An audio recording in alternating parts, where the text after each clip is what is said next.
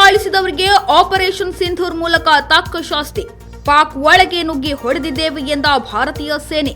ಭಾರತೀಯ ಮಹಿಳಾ ಸೇನಾ ಅಧಿಕಾರಿಗಳಿಂದಲೇ ಪತ್ರಿಕಾಗೋಷ್ಠಿ. ಪಾಕಿಸ್ತಾನದ ಮೇಲೆ ಭಾರತ ನಡೆಸಿರುವ ವೈಮಾನಿಕ ದಾಳಿ ಕುರಿತು ಭಾರತೀಯ ಸೇನಾಧಿಕಾರಿಗಳು ತುರ್ತು ಸುದ್ದಿಗೋಷ್ಠಿಯನ್ನು ನಡೆಸಿ ಮಾಹಿತಿಯನ್ನು ನೀಡಿದ್ದಾರೆ. ಹಿಂದೂ ಮಹಿಳೆಯರ ಕುಂಕುಮಾಳಿಸಿದವರನ್ನ ಪಾಕ್ ಒಳಗೆ ನುಗ್ಗಿ ಹೊಡೆದಿದ್ದೇವೆ. ಇದೇ ಮೊದಲ ಬಾರಿಗೆ ಪಾಕಿಸ್ತಾನದ ಒಳಗೆ ನುಗ್ಗಿ ಲಷ್ಕರ್ ಎ ತೊಯ್ಬಾ, ಹಿಜ್ಬುಲ್ಲಾದ ಪ್ರಮುಖ ಕಚೇರಿಗಳನ್ನು ಧ್ವಂಸ ಮಾಡಲಾಗಿದೆ ಎಂದು ಕರ್ನಲ್ ಸೋಫಿಯಾ ಖುರೇಶಿ ಸುದ್ದಿಗೋಷ್ಠಿಯಲ್ಲಿ ಮಾಹಿತಿ ನೀಡಿದ್ದಾರೆ. ಭಯೋತ್ಪಾದನೆಗೆ ನಿರ್ಮೂಲನೆಗೆ ಪಾಕಿಸ್ತಾನದ ಒಳಗೆ ನುಗ್ಗಿ ಹೊಡೆಯಲು ಸಿದ್ಧ ಎಂಬುದನ್ನು ಭಾರತೀಯ ಸೇನೆ ನಿರೂಪಿಸಿದೆ. ಸೇನಾಧಿಕಾರಿಗಳು ಆಪರೇಷನ್ ಸಿಂಧೂರ್ ಕುರಿತು ಮಾಹಿತಿ ನೀಡಿದ್ದು, ಹಿಂದೂ ಮಹಿಳೆಯರ ಕುಂಕುಮಾಳಿಸಿದವರನ್ನ ಪಾಕ್ ಒಳಗೆ ನುಗ್ಗಿ ಹೊಡೆದಿದ್ದೇವೆ. ಇದೇ ಮೊದಲ ಬಾರಿಗೆ ಪಾಕಿಸ್ತಾನದ ಒಳಗೆ ನುಗ್ಗಿ ಲಷ್ಕರ್ ಎ ತೊಯ್ಬಾ, ಹಿಜ್ಬುಲ್ಲಾದ ಪ್ರಮುಖ ಕಚೇರಿಗಳನ್ನು ಧ್ವಂಸ ಮಾಡಲಾಗಿದೆ ಎಂದು ಕರ್ನಲ್ ಸೋಫಿಯಾ ಖುರೇಶಿ ಮಾಹಿತಿಯನ್ನು ನೀಡಿದ್ದಾರೆ. ಈ ಕಾರ್ಯಾಚರಣೆ ಬೆಳಗಿನ ಜಾವ 1:05ರಿಂದ 1:30ರವರೆಗೆ ನಡೆಯಿತು.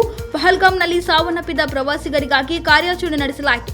ಕಳೆದ 3 ದಶಕಗಳಿಂದ ಪಾಕಿಸ್ತಾನದಲ್ಲಿ ಭಯೋತ್ಪಾದಕರನ್ನು ಸೃಷ್ಟಿಸಲಾಗುತ್ತಿದೆ.